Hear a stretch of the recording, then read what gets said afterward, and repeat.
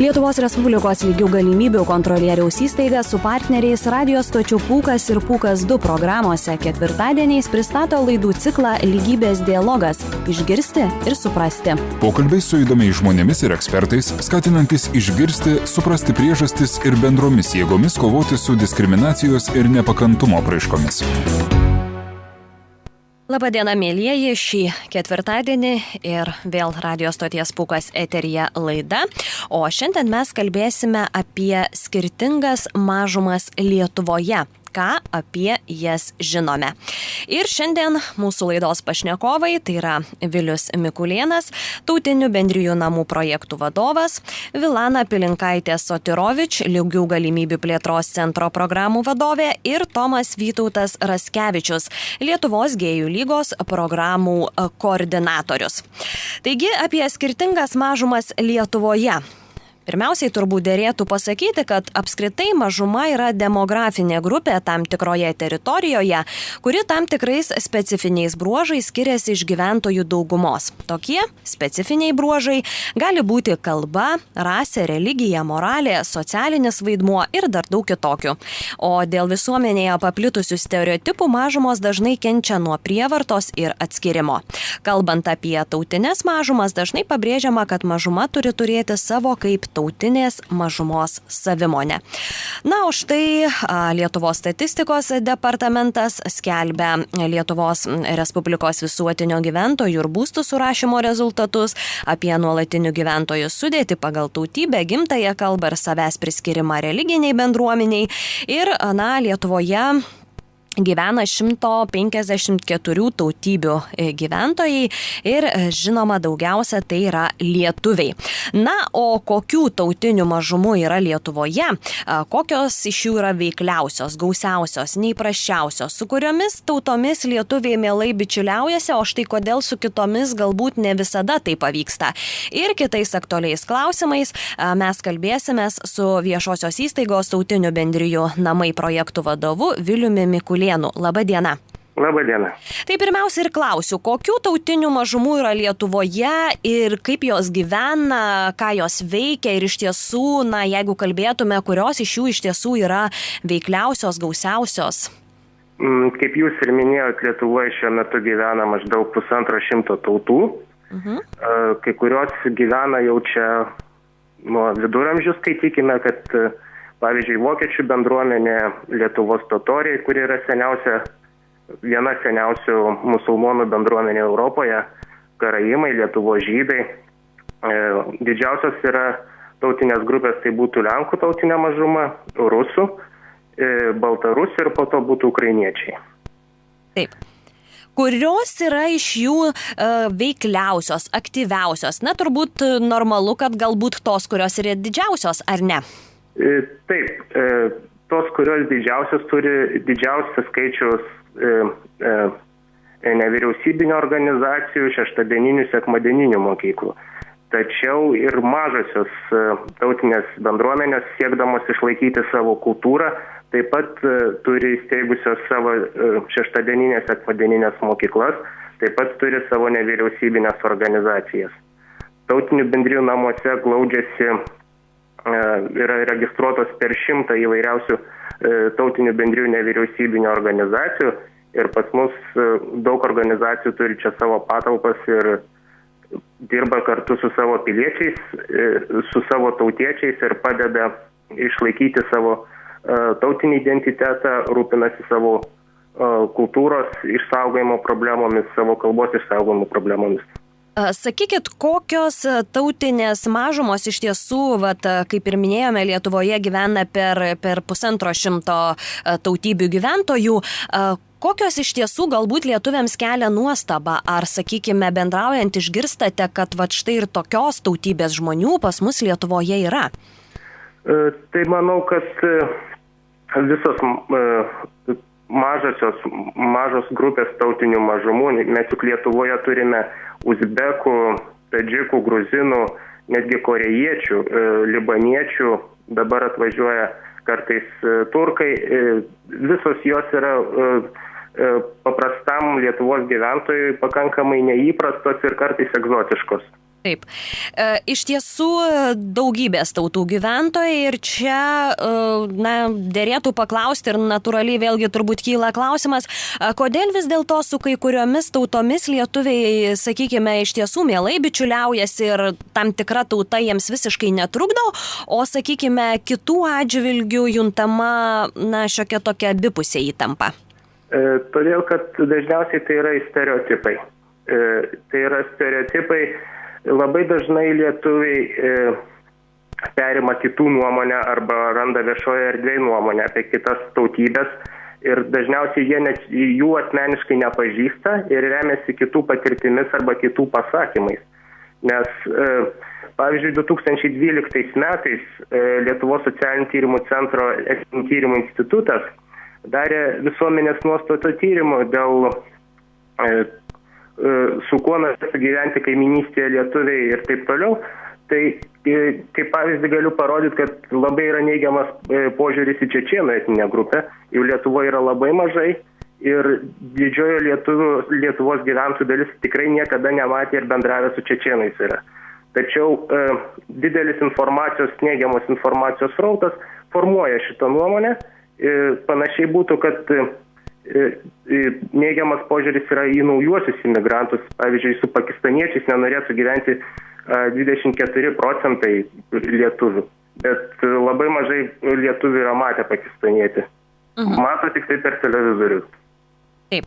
Tai kitaip tariant, ar įmanoma ta vadinamoji draugystė? Kaip mums tas skirtybės ir tai, kad mes esame skirtingi, vis dėlto paversti vertybėmis ir susidraugauti? Kas šioje vietoje yra svarbiausia ir kas turėtų būti daroma? Draugystė yra įmanoma, jeigu žmonės yra išsilavinę, lavinasi ir jeigu yra vykdomas tam tikros švietimo veiklos. Nes kartais stereotipai, kurie yra, tikrai kartais jie yra labai kvaili ir ateina netgi iš viduramžių apie kitas tautinės bendruomenės, jie užgožia visas bendravimo galimybės, o išnaudoti visą tautinių bendruomenių potencialą galima labai efektingai. Nes, pavyzdžiui, normalus, paprastas jaunuolis baigęs vidurinę mokyklą iš Vilniaus rajono, jisai jau moka 5 kalbas. Ir kai tuo metu lietuvis mokėtų 2-3 baigęs vidurinę. Tai čia yra įvairūs dalykai, tik reikia juos išnaudoti ir galima juos netgi išnaudoti ekonominėse veiklose. Bet kokiu atveju mes visi esame tie patys žmonės. Be abejo. Ačiū Jums už pokalbį. Prašau. O klausytojams primenu, kad apie tautines mažumas Lietuvoje mes kalbėjome su viešosios įstaigos Tautinių bendrijų namai projektų vadovu Viliumi Mikulėnu. Iš tiesų, tautinės mažumos yra neatsiejama kiekvienos valstybės sudedamoji dalis, nes jos vienaip ar kitaip prisideda prie šalies raidos ir politinio gyvenimo formavimo.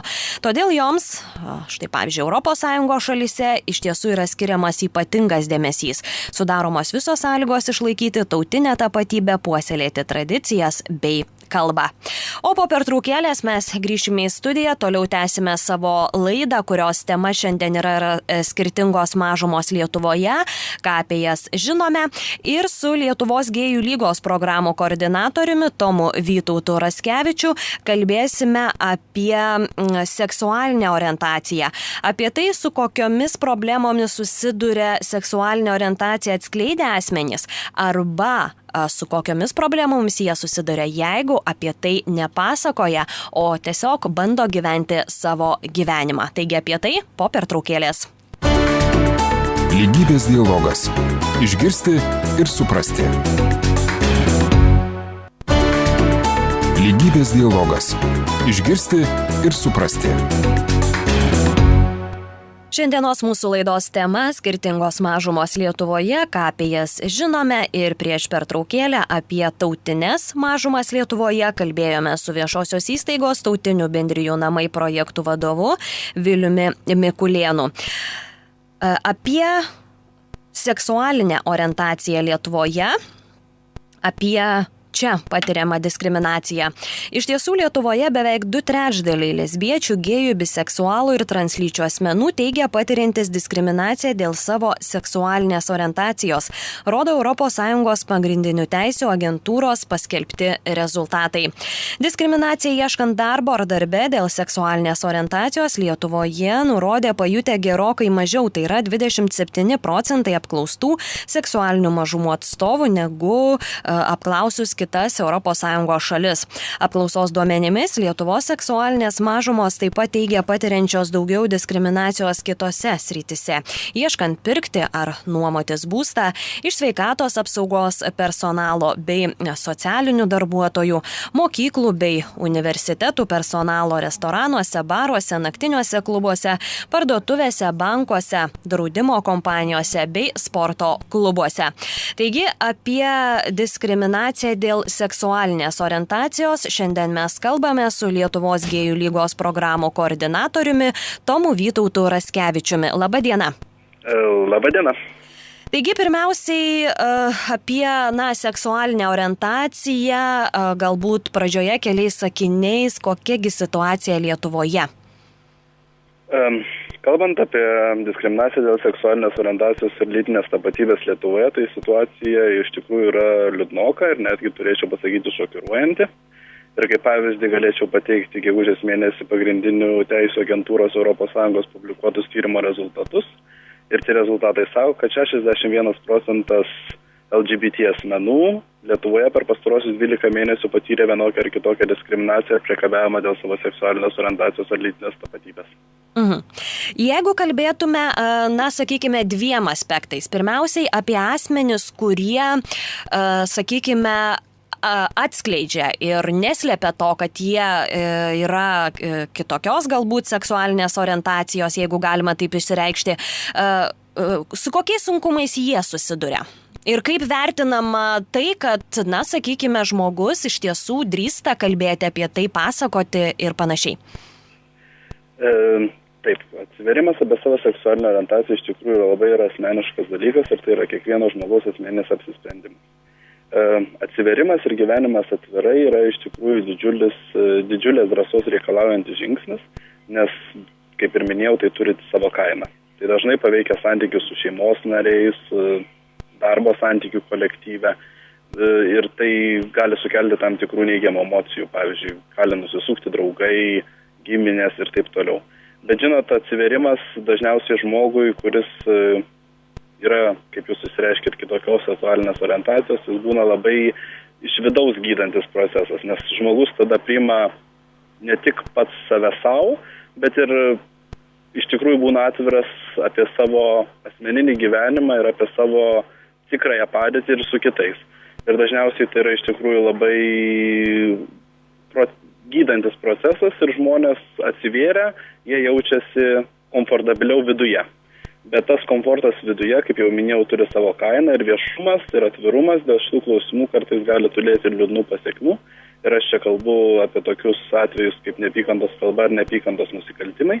Lietuvoje nėra oficialiai renkama jokia statistika dėl neapykantos nusikaltimų dėl seksualinės orientacijos ar lytinės tapatybės, bet šiuo metu mes Lietuvos gėjų lyga atlieka dokumentavimo tyrimą apie tokius atvejus Lietuvoje ir tikrai galiu pasakyti, kad tokie atvejai vyksta ir jie yra šokiruojantis ir ta informacija iš tikrųjų yra pribloškianti, kad pasirodo nepakantumas dėl seksualinės orientacijos ar lytinės tapatybės iš tikrųjų gali gauti netgi smurtinę išraišką. Antroji grupė asmenų, lyg ir mes galėtume skirstyti ir priskirti šiai grupiai tuos, kurie, štai galbūt ir išvengia to viešumo, tačiau neatskleidžia ir lyg ir, jūsų žodžiais tariant, tuomet, lyg ir praranda tą vidinį komfortą. Kaip šioje situacijoje, sakykime, nežinau, čia galbūt palyginimas net galėtų būti, kas yra geriau, bet, nežinau, ar įmanoma atsakyti tokį klausimą. Matot, palyginti, kas yra geriau, tiesiog nėra įmanoma ir to galbūt nedėrėtų daryti, nes vėlgi, kaip sakiau, tai yra kiekvieno žmogaus labai asmeninis ir intimus reikalas priimti tokį sprendimą. Bet apie tos žmonės, kurie gyvena atvirai, kurie negyvena atvirai, tai tiesiog paprastai kalbant galima pasakyti, kad jie visą laiką slepiasi. Ir slepiasi, suprantat, jie patys nuo savęs. Ir pavyzdžiui, kaip reikėtų įsivaizduoti, kai žmogus nėra atviras dėl savo seksualinės orientacijos, tarkim, ir darbovietėje nuolatos girdi homofobiškus juokelius. Ir tie juokeliai lyg jam ir nėra tiesiog adresuojami, nes niekas nežino, bet žmogus tai viduje vis tiek jaučia ir apie tai galvoja ir tą labai asmeniškai ir jautriai priema. Tai galima tiesiog galvoti apie pasiekmes ir tokio žmogaus savivertės pajautimui, jo komfortui ir taip toliau. Ir žinot, pavyzdžiui, visą laiką, kai tu slėpi tokius dalykus, tu turi visą laiką galvoti, kaip tu elgiesi, ką tu kalbi, kad ten neatsirastų koks nors netinkamas ar, tarkim, nevyriškas ar nemoteriškas gestas. Pastoviai turi meluoti apie savo antrąją pusę. Yra įvairių istorijų, kai žmonės ir po 20-30 metų vis dar bepasakoja, kad jų, tarkim, vyras ar žmona, tai yra kitos lyties žmogus, ką jie sako oficialiai, yra pastoviai komandiruotės ir todėl negali atvykti į kokį darbo vakarėlį ar bendrą susibūrimą. Tai tų tokių liūdnų istorijų tikrai yra ir tai aišku, ypatingai vyresnės kartos LGBT asmenims tai yra tikrai kasdienybė, nes atvirumas vis tiek labiau yra asocijuojamas šiais laikais su jaunesnės kartos žmonėmis ir tos istorijos iš tikrųjų jos turi savo kainą taip pat. Iš esmės galima sakyti, kad aplink mūsų esantis žmonės, arba jeigu bendrai kalbant visuomenė, šalia mūsų esanti aplinka, galbūt kartais tokius žmonės ir skatina slėpti. Verčia tai daryti tiesiog kaip ir pasirinkimą lemia žmogaus. Bet žinot, taip jūs esate visiškai teisi, bet tai yra iš tiesų užburtas ratas. Pagal tyrimus Lietuvoje tik 17% Lietuvos gyventojų savo aplinkoje pažįsta LGBT asmenį. Ir dažniausiai žmonės bijo arba turi neigiamą nuostatą, turi stereotipų tų žmonių atžvilgių, kurių jie nepažįsta ir su kuriais jie nesusiduria savo gyvenime. Ir tai formuoja vienareikšmiškai neigiamas visuomenės nuotaikas. Ir tos neigiamas visuomenės nuotaikos savo ruožtu ir skatina LGBT asmenis slėptis. Ir tada gaunasi toks įdomus užburtas ratas. Taigi visuomenės verčia LGBT asmenis slėptis, nes turi neigiamų nuostatų jų atžvilgių, bet tos neigiamos nuostatos susiforma būtent todėl, kad LGBT asmenis nėra atviri ir jie tiesiog neparodo, kad jie yra tokie pat asmenys kaip ir visi kiti. Ir tada toksai filosofinės vertės netgi klausimas iškyla, kaip iš to neigiamo užburto rato išeiti ir kokių priemonių reikia imtis, kad galėtume tiesiog atvirai gyventi vienas su kitu ir priimti vienas kitą tokius, kokie esame. Ačiū Jums labai už pokalbį. Prašau. O klausytojams priminsiu, kad mes kalbėjome su Tomu Vytautu Raskevičiumi, Lietuvos gėjų lygos programų koordinatoriumi, apie seksualinę orientaciją. O šiandien laidoje mes kalbame apie skirtingas mažumas Lietuvoje ir toliau pakalbėkime apie diskriminaciją dėl lyties. Iš tiesų, diskriminaciją dėl lyties gali patirti tiek neįgalieji, tiek jaunimas, pagyvenę asmenys, skirtingos rasės, tautybės, religijos, tikėjimo ir įsitikinimų, socialinės padėties asmenys. Iš tiesų, didžiausia kliūtimi siekiant užtikrinti lygias galimybės vyrams ir moterims tampa stereotipinės žmonių nuostatos apie lyčių vaidmenis visuomenėje. Stereotipai yra kliūtis moterų ir vyrų asmeniniam pasirinkimui įgyvendinti. Dėl to dėl jų išlieka nelygybė, turinti įtakos studijų krypčių, profesinės orientacijos ir darbo pasirinkimui, taip pat dalyvavimui atliekant namų ir šeimos užduotis bei atsakingas pareigas einančių moterų skaičiui. O apie tai mes kalbame su Lygių galimybių plėtros centro programų vadove Vilnana Pilankaitė Sotirovič, kurios pirmiausia ir klausėme apskritai apie diskriminacinį elgesį. Kas kliudo jį atpažinti? Nežinojimas ar stereotipai ar kažkokie požiūriai ir su kokiais tais stereotipais susiduria, žinoma, taip pat ir moterys. Apskritai, tas diskriminacijos terminas, ir diskriminacijos tos apraiškos tokiam kasdieniniam gyvenime jos tikrai yra retai atpažįstamas, nes kartais yra nesuvokiama, kas tai yra ta diskriminacija. Aišku, yra įstatymai, mes galim sakyti taip, kad Lietuva įstojusi į Europos Sąjungą ir dar renkiantis prieš stojimą priėmė tokius solidžius įstatymus, kurie draudžia diskriminaciją labai konkrečiose srityse. srityse, tai darbo rinkoje, švietime, prekių ir paslaugų įsigijimo ten tose sferose. Ir, kaip ir atrodo, jau įstatymiškai mes jau čia pasiekę tam tikrą jau rezultatą ir turim, kaip ir atsipalaiduoti vos ne, nes iš tikrųjų, tas gyvenimas vyksta ne vien tik tai tokiam įstatyminiam lygmenyje, ne tik įstatymų bazėje, bet kasdieninėme gyvenime labai dažnai nesuvokiama, kaip tos žymiai sudėtingesni socialiniai aspektai įtakoja, kodėl mes elgiamės vienaip ar kitaip. Labai dažnai mes girdim, kad moteris sako, aš pasiekiau karjeras, tam tikras aukštumas ir niekas gyvenime manęs nediskriminavo. Tai galima sakyti, kad jums labai pasisekė, kad jūs nediskriminavot. Nes iš tikrųjų neaišku, kaip yra, kad netgi tokie niuansai, sakykime, kaip vaikų priežiūros yra iškritimai iš darbo rinkos dėl vaikų priežiūros. Ir taip įstatymai reglamentuoja. Yra ten tas vaikų priežiūros atostogos, kur gali išeiti tėveliai, mamos, dažniausiai mamos pas mus išeina. Tačiau tas iškritimas metam, 2 metam, jisai nediskriminuoja žmogus tame lygmenyje, bet kai jis grįžta vėl į darbo rinką, jis labai, kaip ir susiduri su ta, kad, žiūrėk, tai tavęs nepaima į kokius mokymus, nes, kaip ir toks požiūris yra, kad, vis tiek vaikas sirgs mažas, dažnai biuletenis ims ir panašiai. Tai dėl karjeros, sakykime, kėlimo irgi tada, taip, darbdavys visą laiką jau atsargiai žiūri ir, galvoja, kad, čia toks ne visai patikimas darbuotojas, nes yra tie priklausomi kiti asmenys, dėl kurių galbūt tas žmogus nesistengs arba nedės pastangų tam, kad kokių reikia reikalavimų ir panašiai. Ir šitokie, suprantat, tie diskriminacijos mechanizmai, jie gali būti labai užslėpti. Kai nėra žinių, kas tai yra, tai tu kaip ir suvoki, labai dažnai mes naturalizuojam, atrodo, taip, aišku, vaikai galbūt svarbiau negu karjera, bet iš tikrųjų tai yra tie tokie nematomi mechanizmai, kurių tikrai turi turėti žinių, kad juos atpažintum ir suprastum. Nes be abejo, tokios tiesioginės diskriminacijos iš tikrųjų dabar rečiau matome, nes vėlgi tai buvo pasiekta ir tom švietimo įvairiom kampanijom ir panašiai. Tiesioginė diskriminacija, kai, sakykime, nepriima ir tau tiesiogiai darbdavys pasako, ta prasme, esi jauna, graži, tu ištekėsi, gimdysi vaikus ir šitą darbo vietą aš tavęs nepriimu. Tai jau šiais laikais, tokių jau pasakymų iš tikrųjų labai retai pasitaiko ir, nežinau, gal privačiam versle ir gal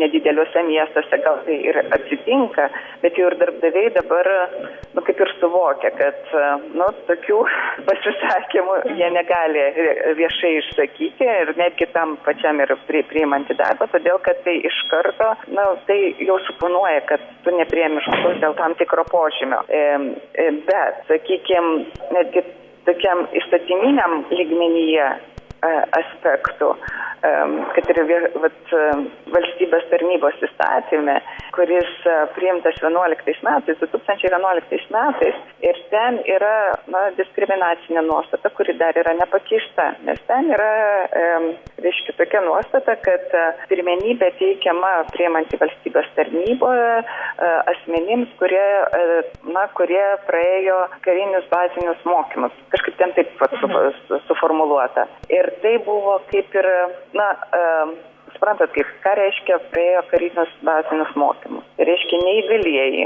tokios pirmenybės automatiškai netenka, nes jeigu tu neįgalus ir nepaisant tavo gebėjimų, bet tu neturi šitokio niuanso, tai automatiškai, suprantat, iš karto inkorporuoja, kad tam tikros grupės nepatenka į šitą, kuriam suteikiama tokia galimybė būti, kaip turėti papildomą tą tokį balą. Tai ir nors šitas įstatymas yra apskųstas, bet tačiau dar kol kas jokių pakeitimų, bet kiek aš girdėjau, nėra priimta. Tai taip, kad, sakau, ta diskriminacija iš vienos pusės mes kaip ir sakom, bet pas mus net įstatymai labai geri, bet netgi ir kartais tokios nuostatos, jos net atsiranda ir toj įstatyminiai veikloje, jau nekalbant apie tą praktinę veiklą, nes žmonės iš tikrųjų tikrųjų ne visada žino, kad tai yra diskriminacija. Iš kitos pusės pas mus, kas yra irgi toks sudėtingas momentas, kad žmogus pats turi eiti ir skųstis. Ta prasme, kad tai yra tokiam individualiam lygmenyje, nes jeigu tu šito nepadarai, niekas dėl tavęs nesirūpins. Ta prasme, kad netgi institucijose, tiek ir verslo, tiek ir valstybinėse institucijose nėra tokių kaip ir vidaus taisyklių, kur aiškiai būtų įvardinta, kad toks elgesys yra nepriimtinas. Nėra stiprių profsąjungų, kurios atstovautų tą diskriminuojamą asmenį. Ir čia reikia iš tikrųjų turėti stiprių ir vidinių resursų ir būti saugiu, kad jeigu tu eini skųsti savo darbdavį, tu žinai, kokios tau sankcijos gali būti. Tai taip, kad čia dar tokie niuansai, kodėl žmonės pas mus ir nelabai skundžiasi, todėl kad tu praktiškai esi paliktas vienas. Kitas toks aspektas, kai žmogus skundžiasi ir tas atsakas nėra taip, kad iš tikrųjų tie asmenys, kurie diskriminuoja, yra, jie patiria rimtas sankcijas ir kaip dar yra žiniasklaidoje apie tai kalbama. Labai dažnai tas nebaudžiamumo momentas jisai stipresnis negu tie asmenys, kur iškeliami, kad buvo diskriminacija, buvo tokios sankcijos ir kad tai suprantat, kaip tai, jeigu apie tokius atvejus daugiau būtų kalbama, tai yra toks disciplinuojantis aspektas, kad tada ir tie, kurie turi galią, susimąsto, ar tai po to nebus kažkokių tai sankcijų. Kol šito nėra, todėl visa, kaip ir ta našta tenka tam nukentėjusiem ir jisai visą tai turi, kaip ir išnešti tą viešumą. Ir užtat, toks, kodėl mes tų atvejų kaip ir ne per daugiausiai žinom, apie juos nelabai daug ir kalbama, tik ekspertai, kurie jau ten daugiau tose, kaip ir dalyvauja tose ir bylos našiai ar kažkokias tai nuomonės teikia, tai tada, matai ten tos visus niuansus, bet ta prasme, kad ta diskriminacija, jinai dar yra nematoma. Dažnai yra kalbama apie daugialypę diskriminaciją. Iš tiesų, lygių galimybių plėtros centro programų vadovės taip pat klausėme, kas tai yra ir kaip pasireiškia būtent daugialypė diskriminacija. Daugialypė diskriminacija, kai diskriminuojama yra keliais pagrindais. Ir aišku, mūsų atveju, Lietuvoje tokių atvejų yra labai nedaug. Ir netgi žinau, kad kai kreipiamasi yra į kontrolierės tarnybą ir gali būti diskriminacija dėl vieno ar dėl dviejų aspektų, bet kontrolierė, kaip ir sako, bet kaip jūs manote, dėl ko jūs diskriminuojate? Dėl to, kad jūs moteris ar dėl to, kad jūs, sakykime, Romė? Čia kai buvo tokia byla, jinai buvo net teisme dėl Romės moters, kuri buvo nepriimta į darbą. Ir tai, čia ir buvo tas daugialypės diskriminacijos atvejais, tačiau pats teismas jį nagrinėjo kaip diskriminacija dėl etniškumo. Ta prasme, nes jos nepriėmė indų plovėją dėl to, kad jinai kaip ir buvo Romė, o atėjo kita moteris, lietuvė, ir ją iš karto priėmė į tą vietą. Tai tokių atvejų iš tikrųjų labai sunku komentuoti Lietuvoje ir mes kiekvienais metais rengiam tokias ataskaitas pagrindinių teisų agentūrai. Ir kai kreipiamės tiek į teismus, tiek į kontrolierės tarnybą, tai mes tokių atvejų net negalim pailiustruoti, nes jų praktiškai nenagrinėja. Nors vėl dabar teisme yra viena byla, ten byla dėl irgi diskriminacijos dėl lyties ir negalios. Kaip ir du momentai sueina, bet kol kas vėlgi kaip jinai bus išspręsta yra neaišku, nes dar vyksta teismo procesas. Bet vėlgi tie niuansai yra labai, vėlgi, kadangi tos praktikos nėra Lietuvoje, tai dėl to ir galbūt sunku daugialypę diskriminaciją kaip ir įrodyti. Nors iš tikrųjų daugialypė diskriminacija, kai sakykime, tie kiti elementai, tai yra ar tai amžius, lytis, jie kaip ir dar labiau tą žmogų daro pažeidžiamą. Sakykime, amžius ir lytis labai persipina būtent darbo rinkoje, kai ypatingai vyresnio amžiaus moteris praranda darbą, ten, kai iki pensijos lieka 5 ar net 10 metų. Tai praktiškai kaip nepriima kaip ir dėl amžiaus dažniausiai. Kadangi ta ir patirtis būna, kad, apskritai pas mus į moterį niekada nežiūri kaip į labai kvalifikuotą ir gerai dirbantį darbuotoją. Tam tikrose srityse, tai žiūrėkit, visą laiką, jeigu jau technologijos, tai, moteris kaip ir negali tenai tose technologijose gerai nusimanyti. Tokie stereotipai egzistuoja. Ir dar, aišku, amžius prisideda, tai iš tikrųjų tie du elementai dar labiau tą žmogų daro pažeidžiamą darbo rinkoje. Tai ir gali būti etniškumo, sakykime, migrančių atveju. Tai irgi gali suponuoti tam tikras, tokias nepalankės sąlygas moterims arba įsidarbinti, dažniausiai įsidarbinti, arba netgi galbūt gauti ir tam tikras paslaugas. Bet vėlgi tokių labai konkrečių atvejų dėl moterų migrančių, tai sunku pasakyti, pas mus apskritai migrantų nėra daug, apie 1% tik tai. Ir labai dažnai moteris migrantės važiuoja pagal ne darbo, o šeimos susijungimą. Ir suprantat, jų, pavyzdžiui, adaptacija tiek darbo rinkoje, tiek pačiam socialiniam gyvenime yra nelabai matoma, kol netliekami kokybiniai tyrimai.